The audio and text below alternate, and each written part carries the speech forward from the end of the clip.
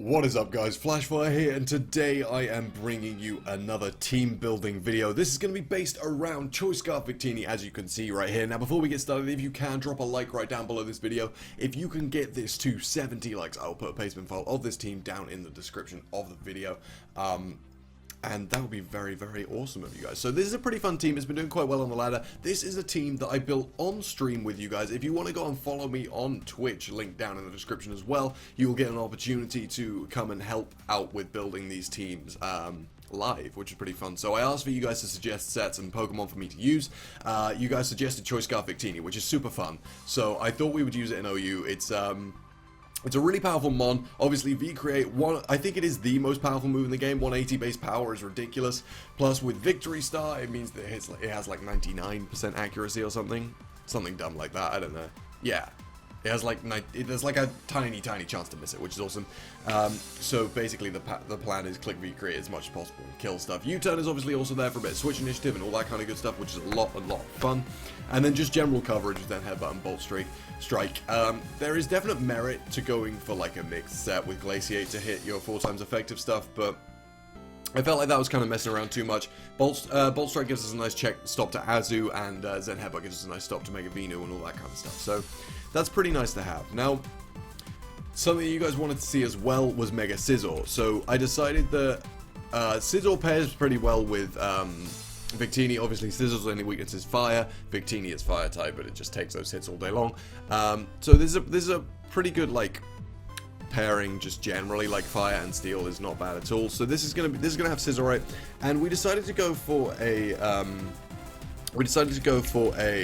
Swords Dance set. Now, I don't normally do this with Scizor, but it worked out pretty well. We went for Swords Dance, Bullet Punch, and then we went for Knockoff instead of U-Turn, just because we want to take advantage of the Swords Dance as much as possible. There is definite merit to going for U-Turn here, or possibly Bug Bite.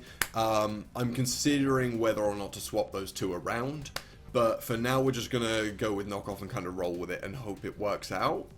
I don't know, something like that. And then obviously we're going to go for Roost for a bit of extra longevity. Now, I don't actually remember the EV spread off the top of my head. There was definitely that. I think it's 200 in defense, in special defense, 16 in speed, and impish? Possibly. I'll just double check that EV spread real quick. Okay, so I almost got it right. It's 16 in defense and impish. So that's a standard bulky Mega Scizor, and it works out really, really nicely. It can set up on a whole bunch of Earthquake users and all this kind of stuff in the tier, which is really, really cool. Sets up on Hippo, sets up on Gliscor, some variants of Excadrill, all this kind of stuff. Like, it's just a really cool mon to have. So that's pretty fun. And now, like, the final part of our offensive core, really, you guys wanted to see me use Choice Banded Crocodile, and I have so much time for this mon. It is amazing, and I love it. There's definite merit, seeing as we're running the Crocodile. I think we definitely could drop Knockoff for U-Turn, because we have a lot of dark coverage on this team already, but we went for Choice Band, like I said.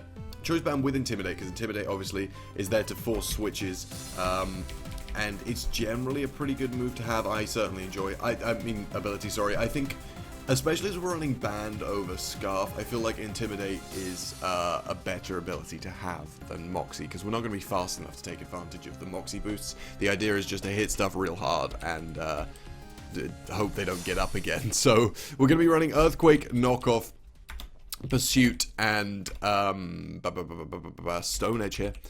Just because, you know, power, damage, coverage. Earthquake, Stone Edge is some of the best coverage you can get in the game. Plus Stab Knockoff is just crazy good. So, pretty standard EV spread right here. I don't remember if I like Shiny more than... Oh, God, no. I like regular a lot more.